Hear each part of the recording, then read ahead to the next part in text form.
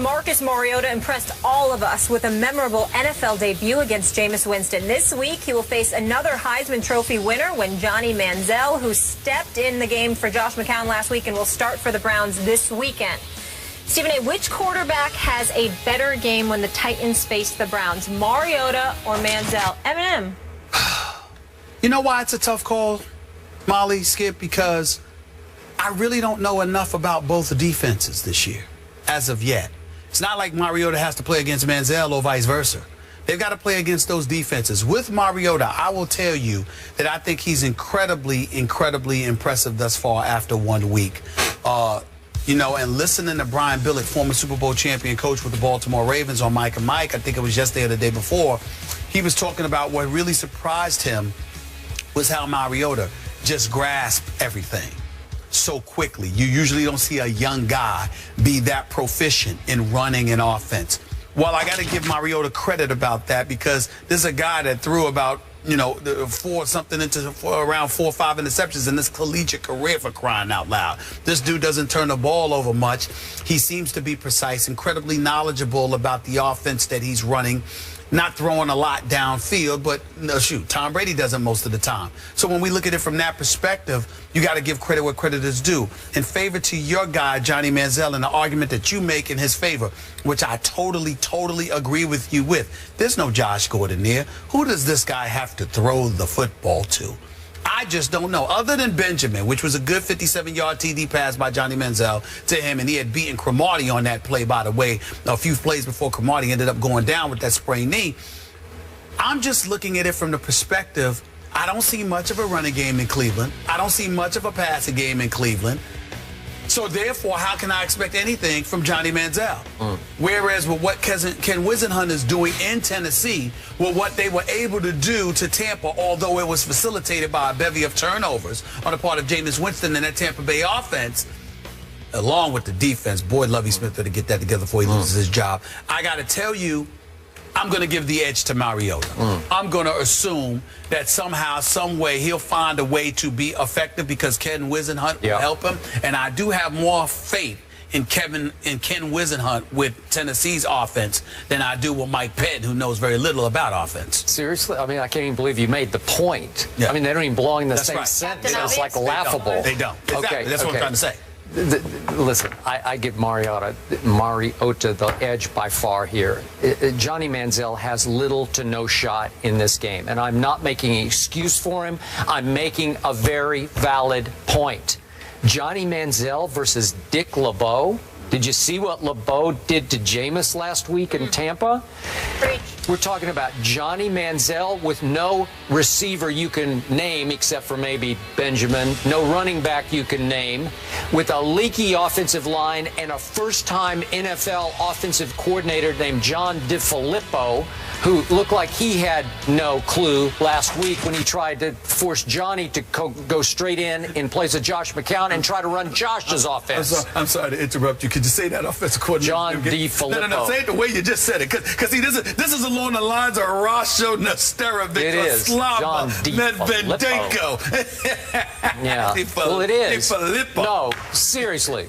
Who the heck is that? And where did he come from? San Jose State, I believe, was his last stop? I mean, what are we doing here? So at least Johnny got the first string snaps this week. That's a benefit. Did he get all of them? And I hope so. And I hope that they will at least let him run maybe a rollout or a quarterback draw or maybe 2 spread option plays. How about that?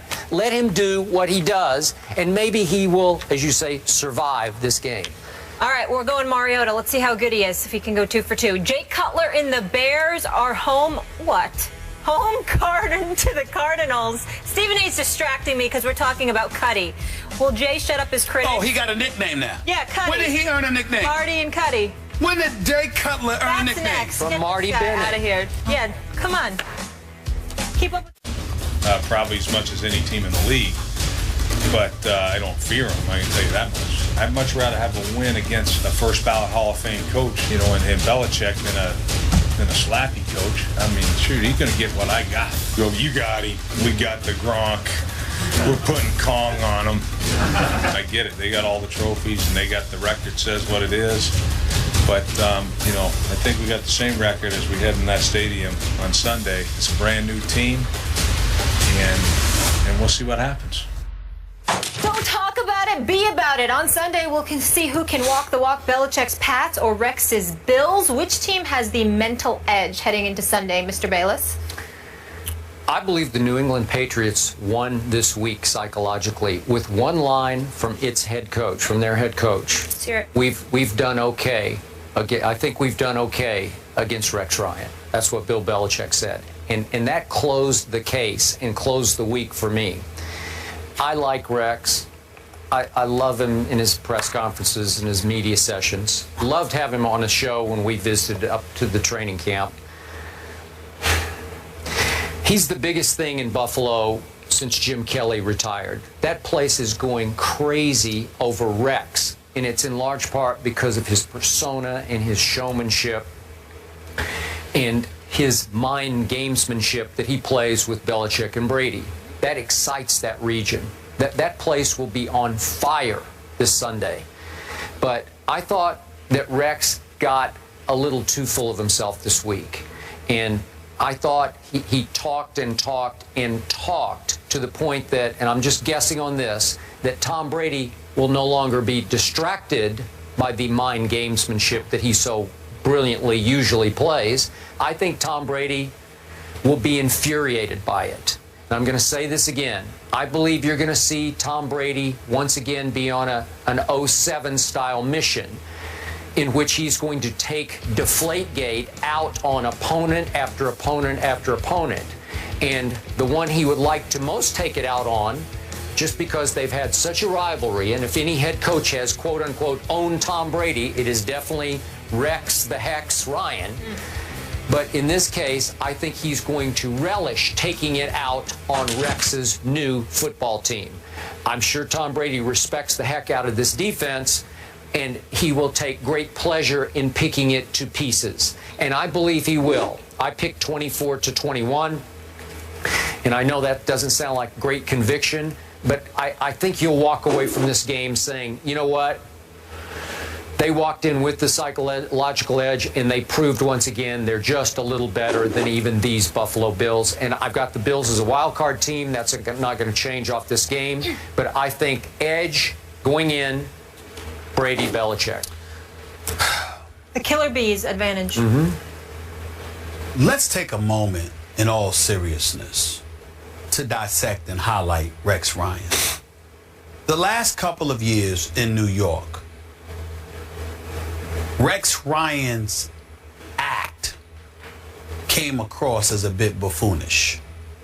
I'm never calling him the man that, because you certainly don't want to get caught up in characterizing individuals in a derogatory fashion. And I'm certainly not doing that with Rex Ryan. I'm talking about his act. Yeah. Not talking about him, the man. But even though his act came across as a bit buffoonish, it was first validated by him talking the talk and delivering the Jets to 2 consecutive AFC Championship games. Yep. Now let's fast forward to Buffalo.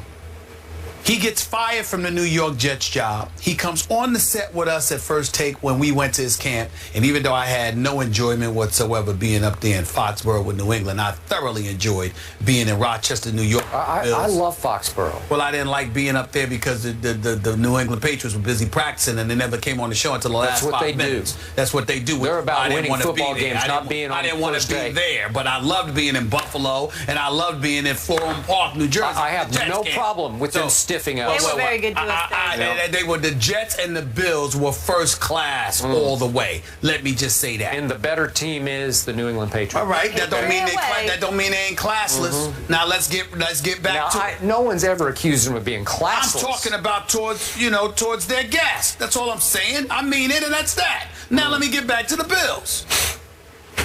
Rex Ryan is talking, but damn did they back it up opening day.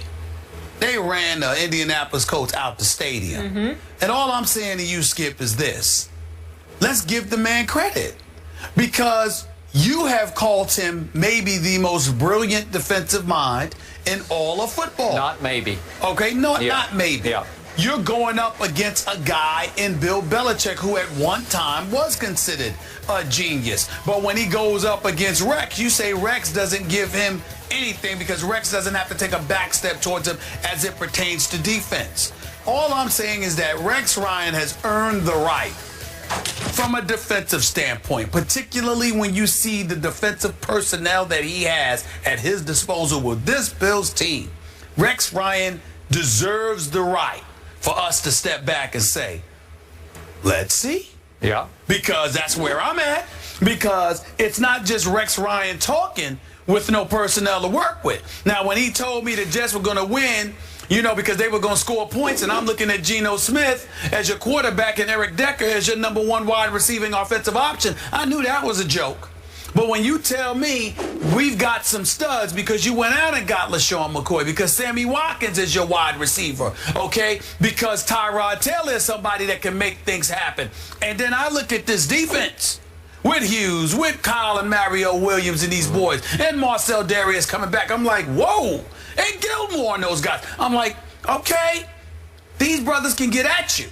And that's all I'm saying. Tom Brady may very well be great, but he might need to be great in order to get out of there alive on Sunday afternoon, figuratively speaking. I think he'll be okay. I think he'll, all right, he'll survive. I'm just saying. I'm just saying. I didn't mean it literally. I'm just talking I football understand. vernacular. No, I got I'm saying, look, man, these guys are coming. And we know that Rex has brought the house when he hasn't had personnel like this. He had a strong secondary in New York. In Buffalo, he's got a front seven, man, that might be the best in the NFL. Okay. It's not a joke. All right. It's definitely not a joke. Now, back to psychological edge. Now we're being told that the Buffalo Bills official pro shop is selling little air pumps used to inflate or deflate footballs, selling them to the fans, maybe to take to the stadium. So we're being told. Not a big deal, but I'm telling you it's going to be a deal. I will admit to you. I will admit to you, to do something like that to a guy like Tom Brady, he'll pay attention to that. I do believe he will take that to heart, and he will take it out I'm just on the saying, Bills. he's the kind of he guy. Will. Listen, he is the kind of guy. Michael Jordan not only taught us that, he taught me, look, little things that get said or implied to you, to the great one. I completely agree. We always hear that. Yep. Tom Brady's great. Advantage Brady. We have to leave it there. LaShawn McCoy did participate in drills, so that should be a good sign that maybe he'll be going on Sunday. Let's hope so. Speaking of Sunday, we got another matchup of Heisman-winning quarterbacks Marcus Mariota and the Titans face Johnny Manziel and the Browns. Johnny is starting. We'll discuss that one next. Who has the upper hand? Don't miss that. I said Eminem. I'm surprised that Molly wouldn't pick up on that, considering that Molly starts with an M.